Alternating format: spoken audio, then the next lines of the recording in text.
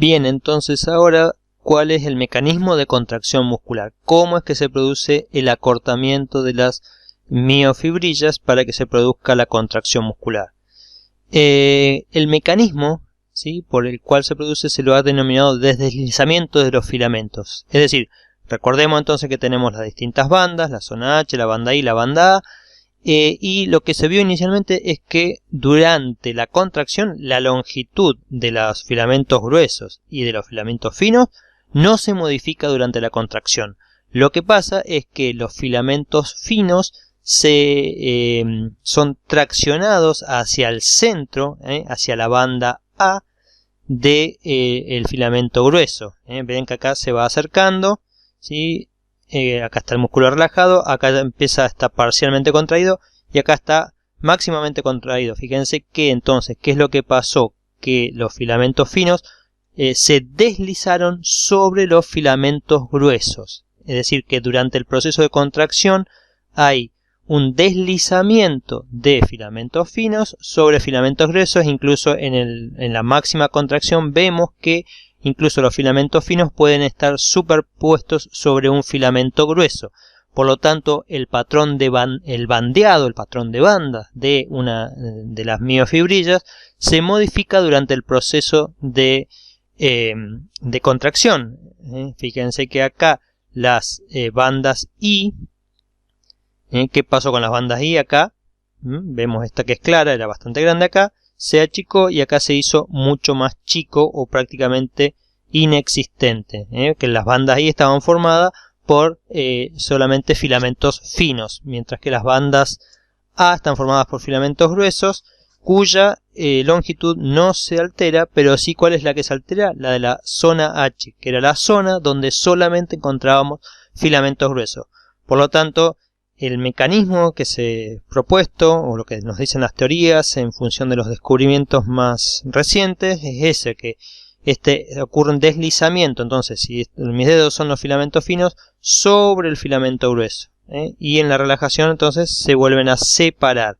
Por lo tanto, las bandas I y la zona H desaparecen o se achican durante el proceso de contracción. Acá tenemos relajado, contraído parcialmente, y esto es la máxima contracción que podemos lograr. Sí, entonces este sería el mecanismo. Entonces esto ocurre para cada sarcómero entre los miles de millones de sarcómeros que tenemos dentro de una fibra muscular. Entonces esos pequeños acortamientos que se producen por sarcómero, si los sumamos a todos los sarcómeros que forman una miofibrilla, generan una contracción bastante importante en la longitud de la fibra, o sea, de la fibra del músculo, no de la fibra muscular, sino de la célula. O sea, se acorta la célula y a su vez se acorta el músculo, con lo cual estaría traccionando sobre sus tendones para mover los distintos huesos, si es que es un movimiento. Estamos hablando siempre, generalmente esto es más para músculo esquelético y cardíaco. A ver, acá está en esta animación, entonces podemos ver cómo ocurre ese proceso. Ven que acá cuando se acorta un músculo está relacionado con el proceso de deslizamiento de filamentos gruesos y filamentos finos, como veíamos. Entonces tenemos un músculo que se acorta, acá se alarga, se acorta, se alarga. Este músculo se alarga y se acorta. Bien. Entonces, ¿dónde es que, cuál es el gatillador de este proceso de contracción? Es el calcio. El calcio está acumulado en el retículo sarcoplasmático. Entonces, en estas zonas, sobre todo en las zonas de las cisternas terminales, el calcio, cuando reciba un impulso nervioso, genera una depolarización de la membrana, lo cual ese cambio en el potencial o en la polaridad de la membrana genera la apertura de los canales de calcio, y entonces el calcio es liberado de las cisternas terminales y ahora va a interactuar con las miofibrillas que estamos viendo acá. Está filamentos gruesos en violeta y en rojo los filamentos finos. Y acuérdense que los túbulos T es esa invaginación, esa entrada, ese pozo que tiene la membrana plasmática por donde se transmite el potencial de acción que viene de afuera. Ahora, ¿cómo es que se acopla la excitación de la fibra cardíaca, la excitabilidad que tiene la fibra muscular, perdón, dije cardíaca, estoy tildado con eso, de la fibra muscular con la contracción muscular? Entonces, al llegar el potencial de acción, que esto está indicado con estas flechas, entra dentro del túbulo T. Entonces ese potencial de acción genera una depolarización de la membrana o del citoplasma. Esa depolarización gatilla, es decir, inicia la apertura de los canales de calcio. El calcio es liberado por difusión facilitada a través de canales de calcio, porque acá está muy concentrado, va de una zona de mayor concentración a una de menor concentración, y por lo tanto el calcio que estaba muy bajo en el citoplasma o en el sarcoplasma pasa a estar ahora a tener una concentración elevada.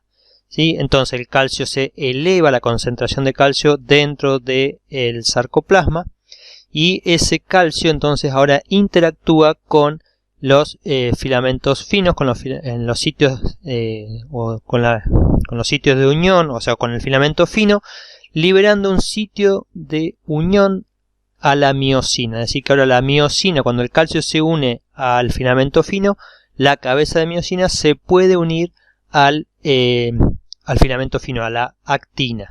Entonces la cabeza, entonces al unirse, entonces tracciona hacia atrás, es decir, genera el movimiento o el acercamiento o el deslizamiento, perdón, más bien es el deslizamiento del filamento fino hacia la línea M del filamento grueso, y en este proceso se hidroliza una molécula de ATP.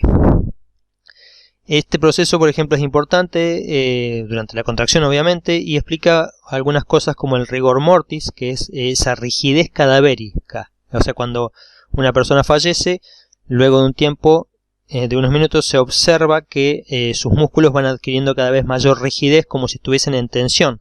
Y eso es así efectivamente, ya que en esa rigidez tiene que ver con la cantidad de calcio que se va liberando y el ATP que tenemos, y al no poder recapturarse el calcio dentro de las cisternas terminales queda elevado, y eso produce una unión ya permanente de la miosina a los filamentos de actina, con lo cual genera que el músculo adquiera esa rigidez, es decir, ya no queda fijo. Esto normalmente está suelto en un músculo relajado, la actina no está interactuando con la miosina, pero bueno, acá como no tenemos ATP, moléculas de ATP, porque bueno, falleció la persona, no hay oxígeno, entonces no se está generando energía, el calcio queda elevado, entonces este calcio elevado genera una unión permanente de la miosina con la actina y genera esa rigidez.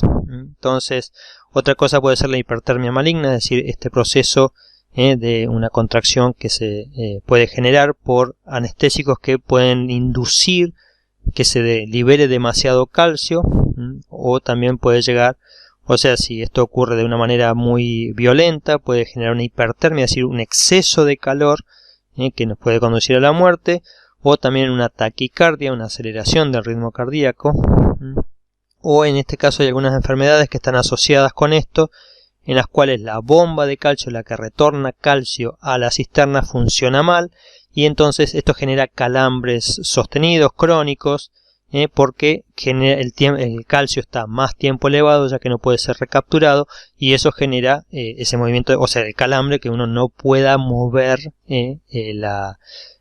una pierna, un brazo, porque está lo que se dice acalambrado. En el calambre se produce muchas veces esto, ¿no? El proceso, esta unión, hasta que se vuelve a generar ATP, o sea, cuando no hay ATP suficiente, quedan unidos la cabeza de miosina con la actina, y por lo tanto el músculo queda rígido por un tiempo, hasta que se sintetiza ATP nuevamente, el calcio disminuye en el citosol, y entonces de esta manera la cabeza de miosina se puede liberar del filamento de actina.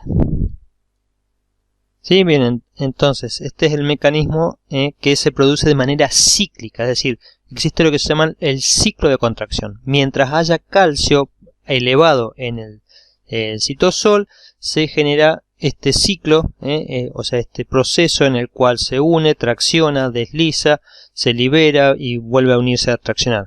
Ahora vamos a ver entonces una animación con lo que se llama el ciclo de contracción. Recordemos entonces que este ciclo de contracción inicia, acá tenemos el filamento grueso, el filamento fino, cuando llega el calcio y se une a la troponina. La troponina genera entonces el desplazamiento de la tropomiosina, que acá está representada en blanco, permitiendo la liberación de los sitios de unión de la miosina a la actina.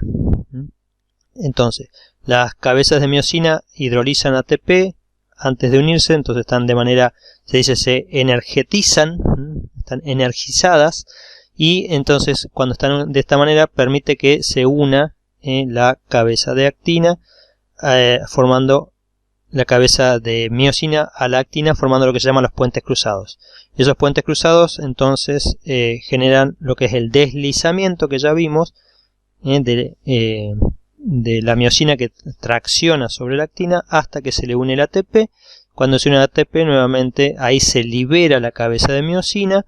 Esa liberación genera nuevamente la hidrólisis del ATP en ADP y fosfato, lo cual le genera otra vez, está en un alto nivel energético esta cabeza de miosina, y mientras haya calcio puede volverse a unir. Cuando se une libera el ADP, tracciona nuevamente, se forma el puente cruzado, tracciona sobre la molécula de actina del filamento fino, bueno, y ahí nuevamente unió ATP, se liberó, lo hidroliza, y así se sigue repitiendo el ciclo.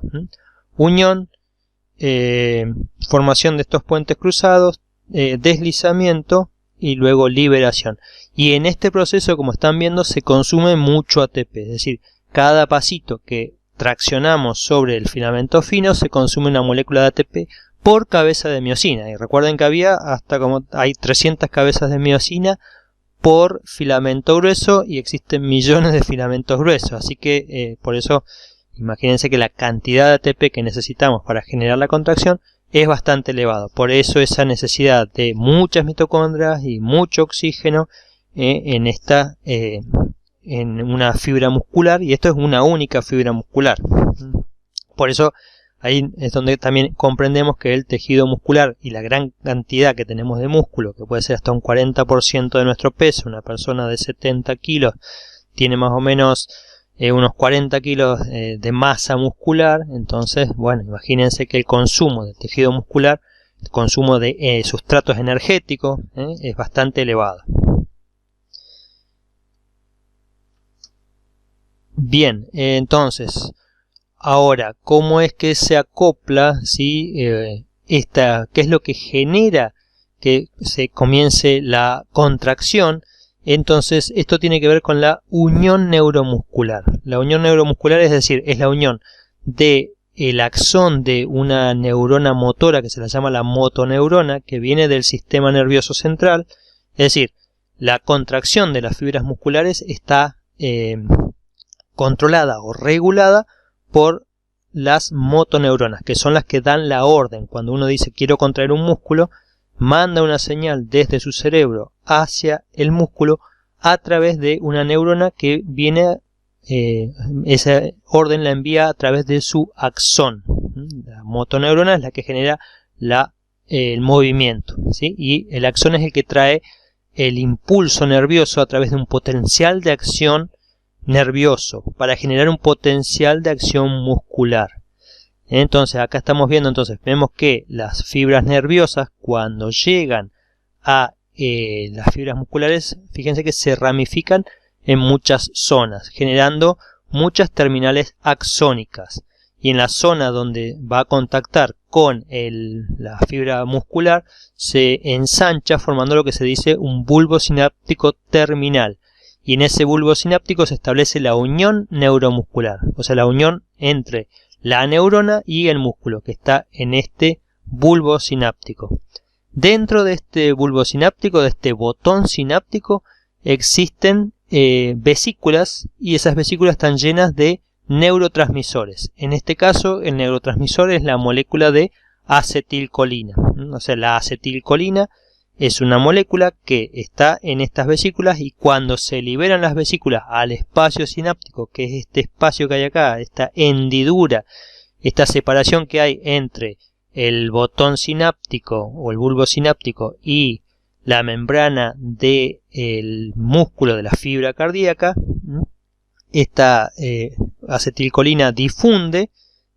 Acá estamos viendo en mayor detalle, se libera acetilcolina a este espacio, esta va a unirse a unos canales, a unos receptores que se llama de acetilcolina, que es un canal, se abre ese canal y que por difusión facilitada entonces entra ahora el sodio. O sea, cuando se une la acetilcolina genera la activación de los receptores de la acetilcolina, lo cual abre un canal para el sodio. Entonces entra el sodio que estaba en mayor concentración afuera.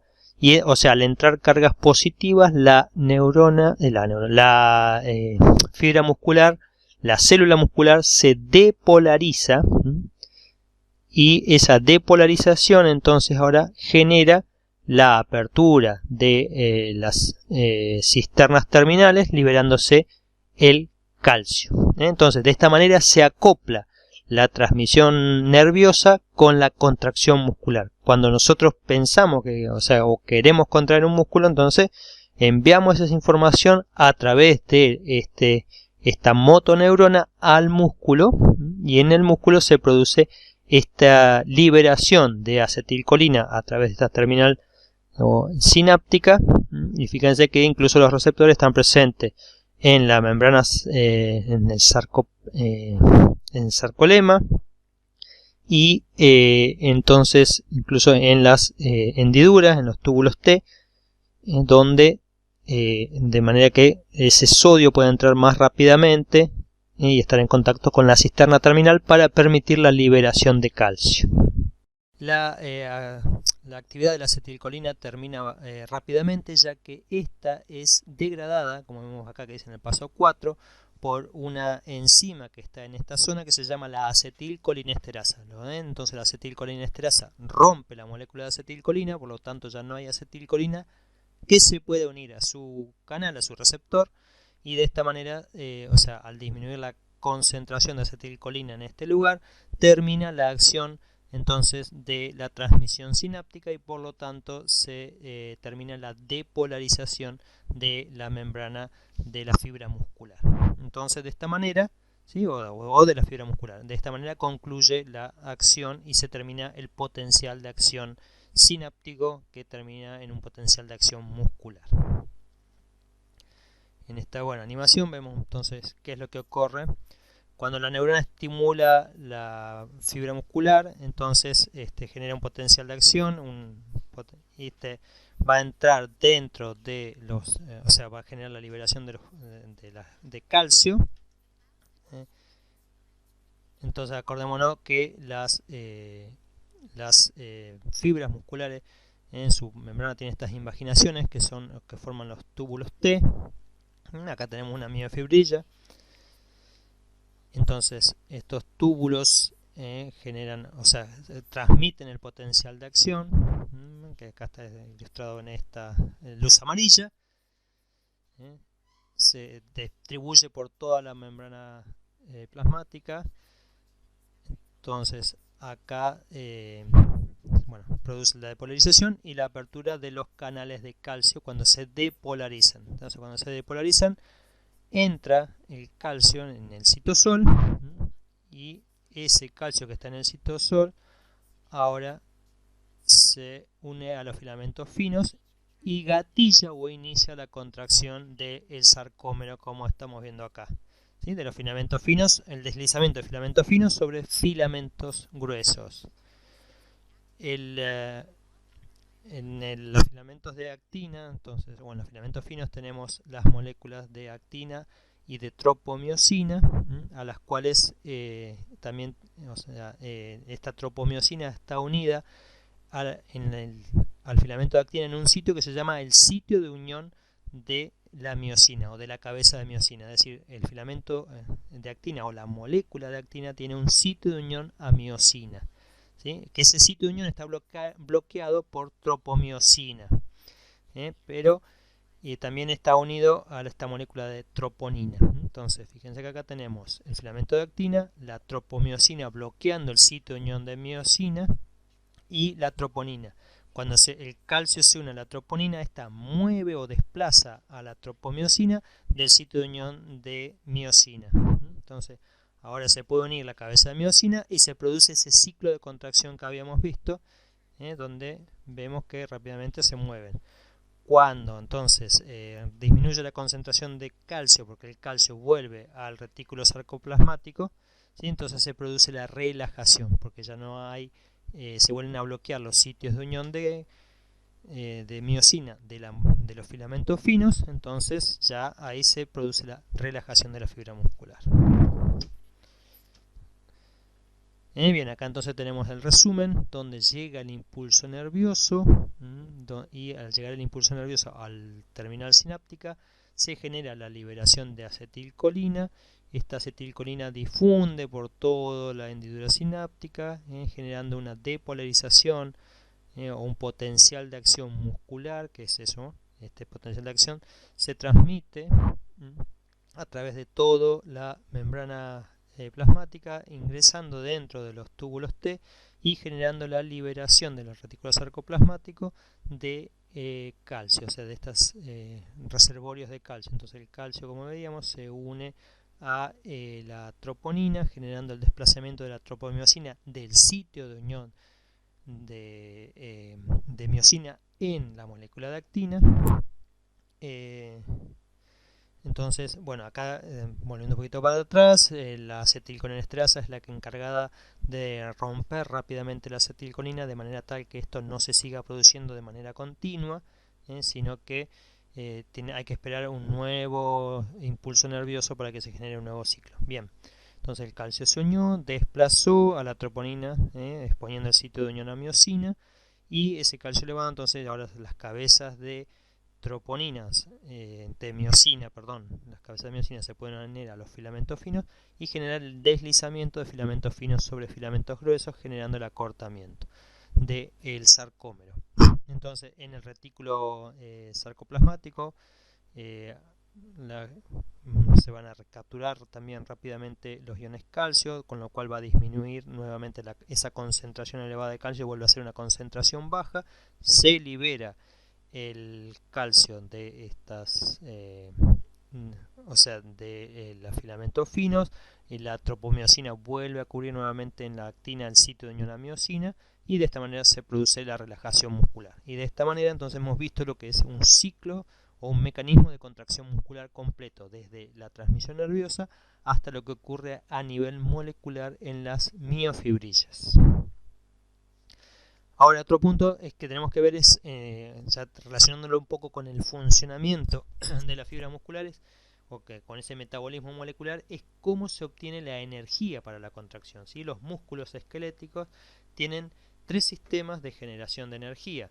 Por un lado está una molécula llamada fosfocreatina, la cual es una molécula con un fosfato de alta energía. Se dice que es capaz de transferir su fosfato a la molécula de ADP para regenerar ATP. Fíjense que acá, cuando entonces el ATP puede regenerar, cuando estamos en relajación, el ATP regenera la molécula de fosfocreatina. A partir de la creatina y ATP se forma una fosfocreatina. Cuando el músculo esto es como un reservorio, pero muy chiquitito, de fosfato. ¿Para qué? Para que cuando el músculo empieza a contraerse, este fosfato que tenía de alta energía lo transmite rápidamente a la molécula de ATP para generar ATP, o sea, de ADP regeneramos ATP directamente. Esto es una fosforilación a nivel de sustrato, pero lo que se fosforila es el ADP a partir de la fosfocreatina. De esta manera obtenemos ATP nuevamente. Otra forma es a través de la respiración celular anaeróbica. Este proceso se produce cuando uno está haciendo un ejercicio rápidamente. O sea, este es un sistema que regenera el ATP. O sea, acuérdense que la energía necesaria para la contracción viene de la molécula de ATP. Entonces tenemos un reservorio de fosfocreatina, pero que nos dura entre 5 a 8 segundos. O sea, realmente es muy cortito el reservorio de fosfocreatina que tenemos, ¿sí? Entonces, luego de ese periodo hay que regenerar las moléculas de ATP, a partir de ADP, cuando ya se usaron, que genera ADP y fosfato, ¿sí? A través puede ser de la respiración celular anaeróbica, a través del proceso de glucólisis anaeróbica, o sea, de glucólisis, ¿sí? Y para eso necesitamos obtener glucosa, que puede provenir desde la sangre o desde el glucógeno muscular. Acuérdense que el glucógeno era esa molécula muy grande que estaba formada por unión de moléculas de glucosa, monómeros de glucosa lineales y ramificados. Entonces ese glucógeno genera glucosa. Este es un proceso que también aporta ATP de una manera bastante ineficiente, ya que genera 2 moléculas de ATP como ganancia neta, y también es un sistema que funciona fundamentalmente en anaerobiosis, es decir, cuando no hay suficiente oxígeno en el tejido. Ahora, si el oxígeno es suficiente, entonces se va a producir la respiración celular aeróbica, es decir, esa que ocurre en la mitocondria, donde se producía el ciclo de Krebs y la cadena respiratoria. Y en ese caso se pueden usar diversos sustratos energéticos, y esto ocurre cuando nosotros estamos haciendo, por ejemplo, un ejercicio de intensidad media, donde no estamos muy agitados, es decir, por ejemplo, haciendo una carrera larga. Este proceso ocurre cuando nosotros hacemos una carrera rápida, es decir, no sé, queremos correr 100 metros a máxima velocidad. Bueno, probablemente usemos inicialmente este sistema, pero luego tenemos que utilizar el sistema de la glucólisis anaeróbica, porque es un ejercicio violento en corto tiempo, ¿sí? O no lo podemos sostener por mucho tiempo, siempre y cuando, o sea, mantengamos glucosa en sangre y en el glucógeno muscular. Pero cuando se agote ese glucógeno muscular, ¿sí? O no podamos captar más glucosa desde la sangre, entonces se genera, o sea, ya no podemos seguir regenerando ATP, y sí o sí o llega al fallo muscular, o bien tenemos que disminuir la intensidad para pasar a buena oxigenación y pasar a una respiración celular aeróbica.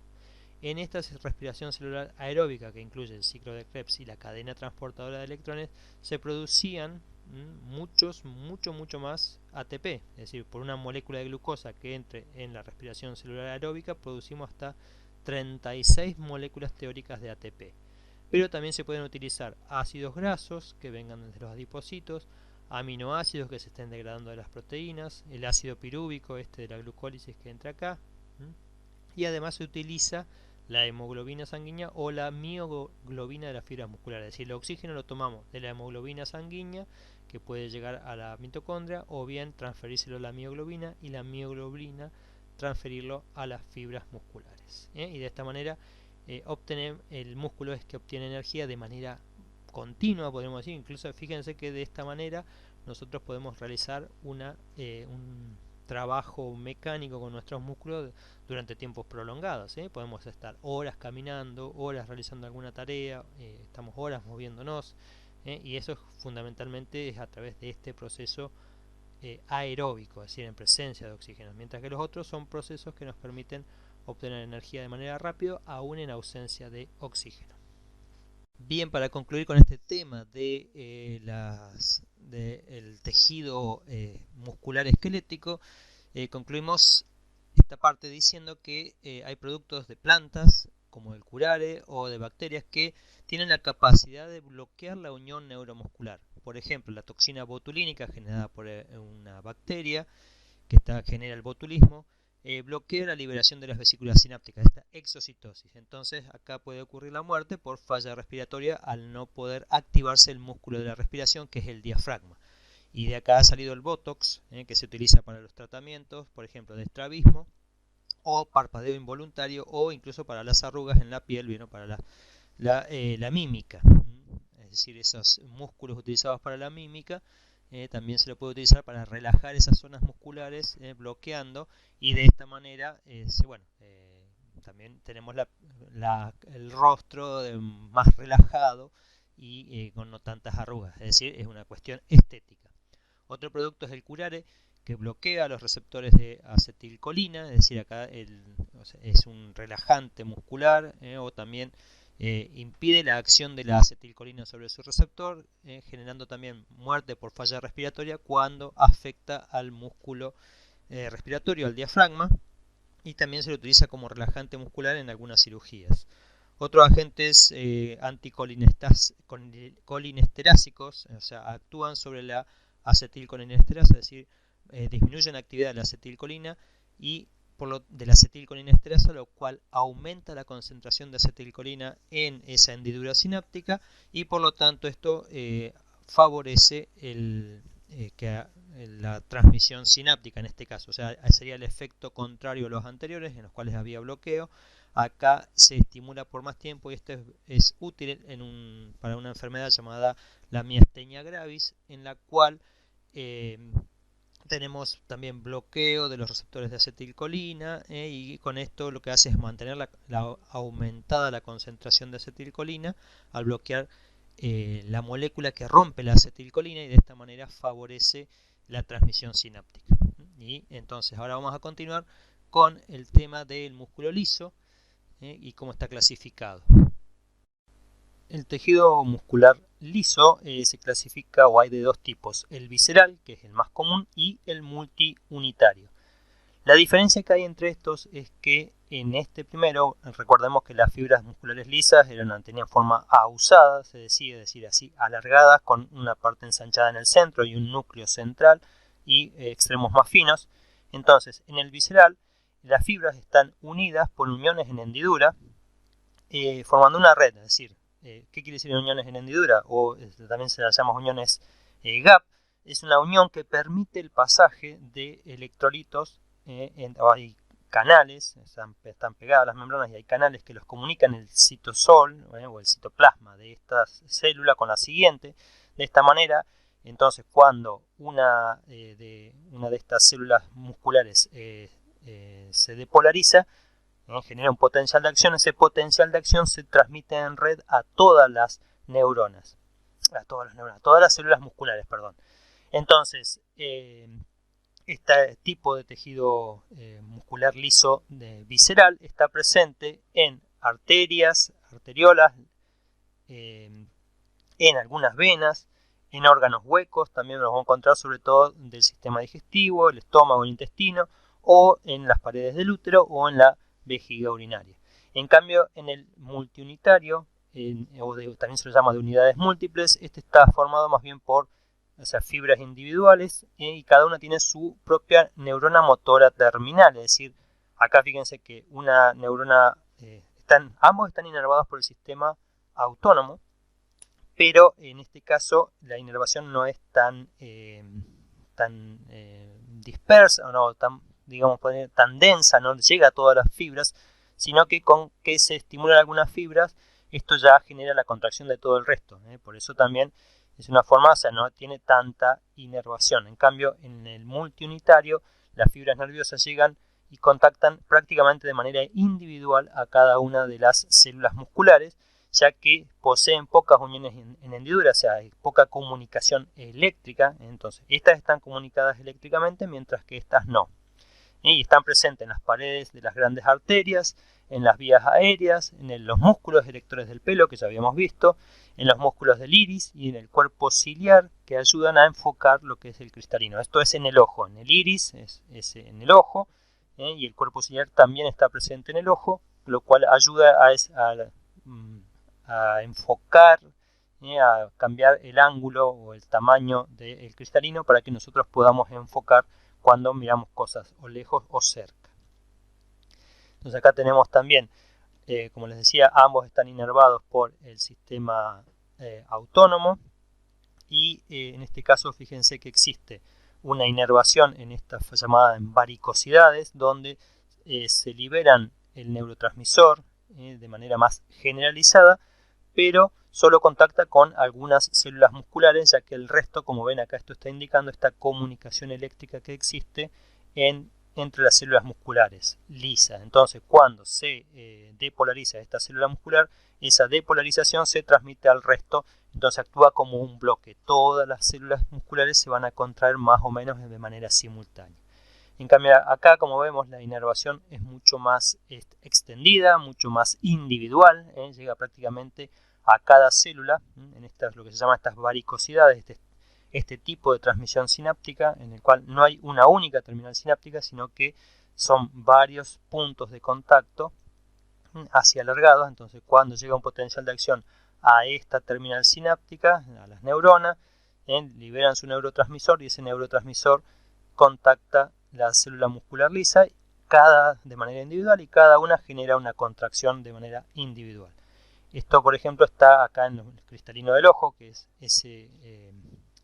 esta estructura que permite el pasaje de luz, es decir, si aumenta, se dilata, entra más luz en la oscuridad, o cuando tenemos luz muy brillante, se contrae para impedir que entre tanta luz. Entonces, acá existen dos tipos de músculos, o sea, una es la parte interna, que son se contrae, están manejados por el sistema nervioso, se llama parasimpático, se contrae cuando hay mucha luz, entonces de esta manera se cierra ese diafragma, actúa como un diafragma, ¿sí? o se abre más para permitir el paso de luz, o se cierra más para impedir el paso de luz. Entonces, acá estamos viendo, bueno, la pupila en estado normal, cuando la luz es más o menos normal. Ahora, cuando la luz es muy tenue, dim quiere decir tenue, la pupila se dilata, pero acá se contraen los que están en este anillo externo. Es decir, existen como dos anillos de músculo liso. Uno está bajo el control parasimpático y otro está bajo el control del sistema nervioso simpático. Son la división de los sistemas nerviosos autónomos, simpático y parasimpático. Entonces, uno contrae este anillo interno y otro contrae este anillo externo ante distintas situaciones. Entonces, acá la contracción genera como una reacción, o sea, no están tan ordenados en una misma dirección, sino que están más bien, las fibras están dispuestas más en distintos ángulos y orientaciones. En cambio, en el visceral están todos ordenados más o menos en una misma dirección, o forman un anillo de una capa muscular, por ejemplo en el intestino delgado, y eso va generando como distintas constricciones, permitiendo entonces el avance, por ejemplo, del bolo alimenticio. Ahora, a nivel de tejido, ¿cómo están formadas? O sea, cuál es la composición de las fibras musculares lisas. Vemos entonces, decíamos, las fibras musculares lisas que son de esta forma ahusadas, con un ensanchamiento en el centro, o sea, una parte media más gruesa, que puede ser de 3 a 8 micras, mientras que su longitud puede variar entre 30 a 200 micras.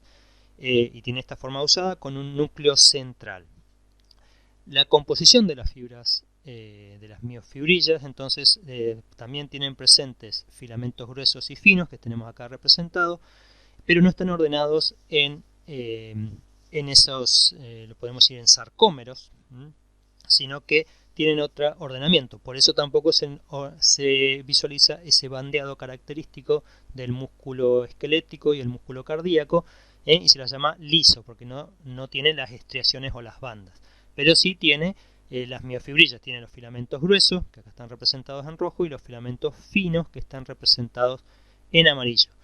Y otra cosa, no presentan los túbulos transversos, esas invaginaciones de la membrana plasmática dentro del citoplasma, y tampoco tienen, o tienen muy poco retículo sarcoplasmático, no tienen esas cisternas terminales que tenía el retículo sarcoplasmático. Por lo tanto, vamos a ver que el calcio en estas fibras musculares, no hay gran liberación de calcio intracelular, y el calcio que promueve la contracción viene desde el líquido extracelular, y una buena parte, y otra parte viene del retículo sarcoplasmático.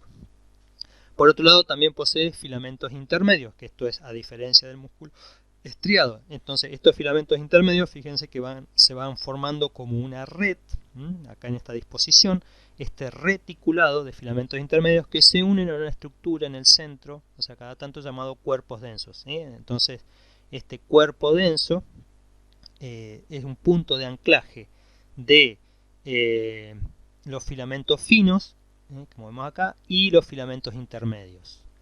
Entonces, o sea, en un cuerpo denso encontramos filamentos finos, filamentos intermedios y ese cuerpo denso. Entonces, este punto de anclaje, fíjense que los filamentos finos se unen o se anclan a dos cuerpos densos. ¿Qué va a pasar cuando se contraiga? O sea, lo que estamos viendo acá, estos cuerpos, a estos cuerpos densos, cuando se contraiga una de estas unidades motoras, de los filamentos, ¿qué va a pasar? Que tracciona sobre los cuerpos densos, con lo cual genera el acortamiento de este cuadrado de la red, de este cuadrado o rombo de esa red, generando el acortamiento de la fibra muscular. Entonces, La fibra muscular lisa tiene la propiedad de acortarse mucho más que la fibra muscular esquelética e incluso también se puede estirar mucho más. Tiene una capacidad de elasticidad mucho mayor que la de la fibra muscular esquelética. Y otra característica es que la contracción comienza mucho más lentamente, pero también perdura más tiempo. Tarda más, es decir, cuando le llega el impulso nervioso, tarda un tiempo considerable, mayor que el músculo esquelético. El músculo esquelético responde en milisegundos, esta puede tardar un tiempo, pero cuando lo haces, la respuesta es con una contracción mucho más intensa y más sostenida en el tiempo, es decir, perdura mucho más tiempo esa contracción. ¿Sí? Acá en esto está representando, esto verde, los cuerpos densos, que lo llama condensación citoplasmática, y acá tenemos los filamentos gruesos de miosina, los filamentos finos de actina unidos entonces a esa placa o esa condensación citoplasmática, que en el libro lo llama los cuerpos densos. Son distintas nomenclaturas, pero estamos hablando de lo mismo. Y acá si hacemos un corte, entonces vemos nuevamente la distribución de los filamentos gruesos y los filamentos finos. Y el mecanismo de contracción es también el mismo, el de deslizamiento de los filamentos finos sobre los filamentos gruesos. Entonces acá nuevamente la contracción y la relajación dependen de la entrada de calcio, pero el calcio, ¿sí?, en parte aumenta la concentración intracelular de calcio a través del líquido extracelular, canales de calcio, cuando se depolariza la fibra muscular, y del retículo sarcoplasmático. Recordemos que acá no tenemos túbulos T. Entonces el calcio va a generar ese proceso, pero la entrada de calcio es mucho más lenta, no es tan intensa como en las cisternas terminales, en el músculo esquelético, entonces tarda más en entrar y además tiene un paso en el medio, o sea, la contracción de la fibra muscular lisa depende de la activación de una proteína que se llama la calmodulina, ¿sí? Entonces la calmodulina es una proteína que une calcio. Cuando el calcio se eleva, esta se une a la calmodulina y esta se activa. Y entonces la calmodulina, una vez que está activada con calcio, tiene que activar una proteína que se le llama la quinasa de las cadenas livianas de miosina. ¿Sí? La quinasa de cadenas livianas de miosina que está inactiva. O sea, la calmodulina tiene el efecto de, se dice, de activarla, ¿sí? Y como la función quinasa, las quinasas son las proteínas que fosforilan, que adicionan o que agregan un grupo fosfato a una determinada proteína. Entonces, esta quinasa de las cadenas livianas de la miosina lo que hace es activar ahora la miosina a través de la adición de un grupo fosfato utilizando ATP, o sea, necesita ATP para agregar un grupo fosfato a la cabeza de miosina. Entonces esta cabeza de miosina es activada y ahora se puede unir a la actina y comenzar el mecanismo de deslizamientos de los filamentos finos sobre los gruesos. Entonces esto aumenta la tensión del músculo, o sea, aumenta la tensión sobre la fibra muscular y eso es sobre el músculo. Entonces la mayoría de esto es en respuesta a un potencial de acción, pero también de las fibras del sistema nervioso autónomo, pero también pueden responder a hormonas o factores locales como puede ser el pH, la concentración de oxígeno si es baja o alta, y lo mismo pasa con el dióxido de carbono, el CO2, si aumenta o disminuye. El mecanismo de relajación es también un poco dependiente de la salida del calcio, ¿sí? Pero el calcio entonces en este caso tiene que ser recapturado por el retículo sarcoplasmático a través de las bombas. También necesita de bombas y de intercambiadores de iones, los intercambiadores iónicos. Fíjense que acá se saca calcio en función de la entrada de sodio, de un transporte activo de tipo secundario, y eso, o sea, al retirarse el calcio se libera o se vuelve a inactivar las moléculas de calmodulina. Entonces la calmodulina sin calcio ya no puede cumplir su función de activar a esta molécula y por lo tanto se van ahora a escindir o retirar esos grupos fosfato de las cabezas de miosina, y esto genera entonces el fin de la respuesta de la célula muscular lisa, y eso lleva a lo que es la relajación entonces de la fibra. Entonces de esta manera es como se produce el mecanismo de contracción y de relajación. Y fíjense que entonces hay una gran diferencia entre la entrada de calcio con respecto a la fibra muscular esquelética y la salida de calcio. La entrada es mucho más lenta y el proceso de recaptación o de sacada del calcio dentro de la fibra muscular lisa también es distinto y es más lento. Por lo tanto, esto explica este doble paso, esta entrada de calcio más lenta, esta activación de la calmodulina, estos pasos intermedios, hacen o generan una respuesta más lenta de la fibra a la contracción, y a su vez esta salida del calcio, que también es más lenta, genera una respuesta más prolongada en cuanto al proceso de relajación, una vez que se terminó el potencial de acción nervioso. Bueno, y finalmente nos queda ver o hacer un breve repaso de lo que fue el tejido muscular cardíaco a nivel histológico, ya que igual también se va a ver un poco mejor, o sea, lo vamos a ver más en detalle cuando veamos el tema de corazón.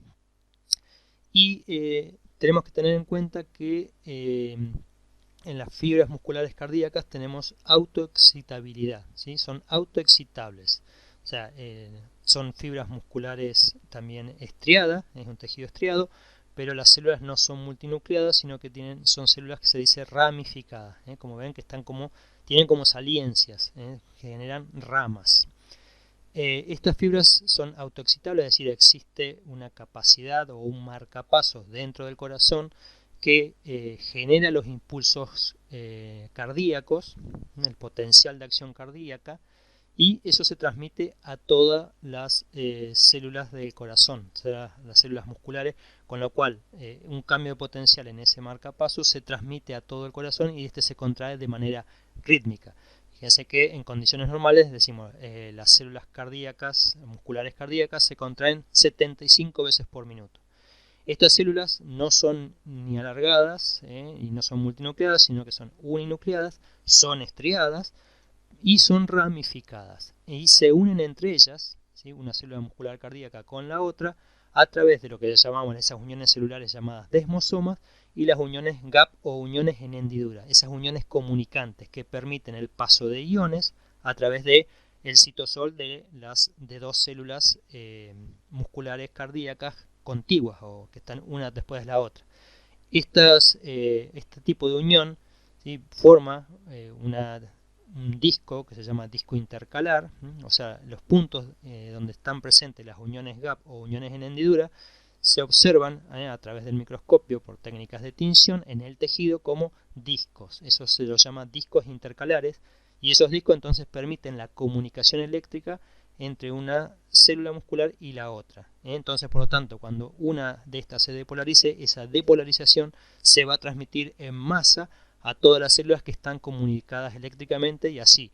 O sea, esta va a pasar de la izquierda a la derecha, de esta va a pasar a la siguiente, y así sucesivamente. Entonces, de esta manera, cuando llega un potencial de acción a una célula muscular, esta se transmite a todas las células musculares. No necesita del control nervioso en este caso, o que el control nervioso se ejerza sobre todas las células, sino con que se ejerza sobre un solo punto, ya eso genera un potencial de acción muscular sobre todo el resto del tejido.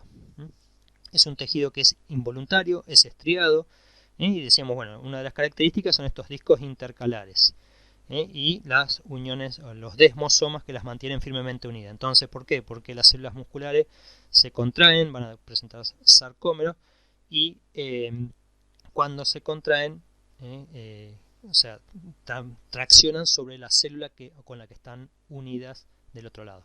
Tengamos en cuenta que las células musculares cardíacas están funcionando toda nuestra vida y latiendo 75 veces por minuto. Entonces es un ritmo bastante elevado. No tienen opción de relajarse, porque si se relajan no late el corazón y bueno, nos podemos morir. Entonces es importante que estas células, estas uniones entre las células sean bien firmes, que no se separen y que estén comunicadas eléctricamente a través de estas uniones gap. Y eso genera ese también patrón que se observa en las tinciones, que son los discos intercalares. Acá estamos viendo cómo se conectan y son canales que permiten pasaje de iones entre las células. Bien, y de esta manera concluimos lo que es la clase 15, donde vimos el tejido muscular, sobre todo el muscular esquelético, y algo de muscular liso y también de cardíaco.